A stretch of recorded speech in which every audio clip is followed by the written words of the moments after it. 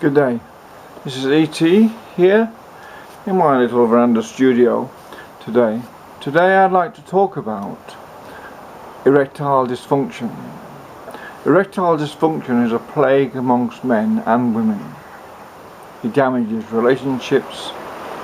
It makes men feel depressed, and many, I suspect, commit suicide because of it.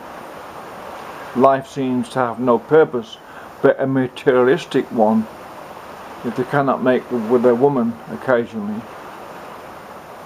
There are many causes of erectile dysfunction, but I no need to talk about the pills and all the other so-called solutions that are on the net. This is about another solution or an idea. It's the spirituality of love that I think is missing in most conversations about sex today and love today. Love, it seems, has become a materialistic thing rather than a spiritual thing. And this in itself is acting like a plague on society. When men and women meet, and it's not the most romantic occasion, it's just they meet in a bar or online or wherever they meet, they don't really know each other at all. They don't know what baggage they've got, what peculiarities they have. Both may be hungry for sex. They get in bed, they fall in love with the idea of the sexual relationship before they know anything about each other.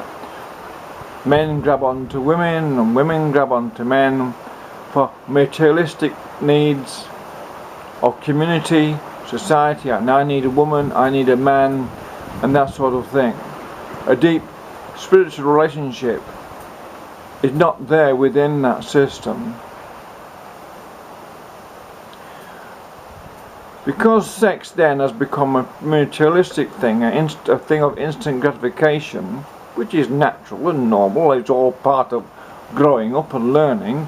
But when it's just like that, and it's attached to a material gain, that's even in the sex, then eventually men will get erectile dysfunction, because the lack of spiritual love means that although they might fancy the woman, she's sexy, lovely, or whatever, all women are, but it just can't feel aroused because the spiritual connection is just not there. Women think men are dominant in society. They're not. Women are the dominant sex of the species, and men are very weak and vulnerable when it comes to their sexual ability. The chest beating, the six packs, and all those things show vulnerability, the weakness of the male. They don't show the strength of the male. Yes, everyone can get it up, show women how well they can make love with them, but that's just showing off, and that's ego. After a while, that man, depending how he feels about women, if he has no feelings about women, he can just maybe have sex with them for ages, for his life. But if his feelings and is sensitive towards women and towards his own sexuality, then if the sex is just material and a woman just obliges him with sex, it's just an obligation to have sex, then eventually he will become maybe an alcoholic, what's the point, and gain an erectile dysfunction. Now, how you get out of that is difficult. It means you have to be mature enough to sit down between yourselves if you value keeping the relationship going. Don't attempt to have sex, but attempt to get to know each other. Sit around the table and objectify and rationalize the problem. Relax. You have to take the problems out of the emotional and into the rational, logical and practical to resolve things spiritually.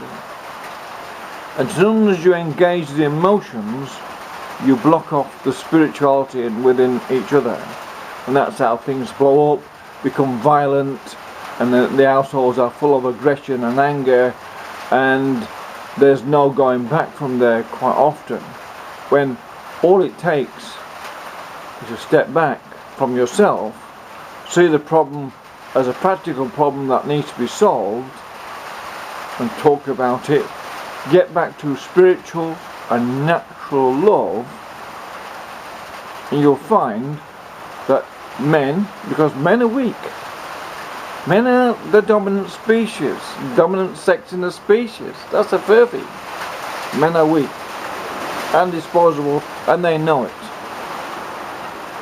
It's that weakness and vulnerability what causes men to have an erectile dysfunction as much as anything.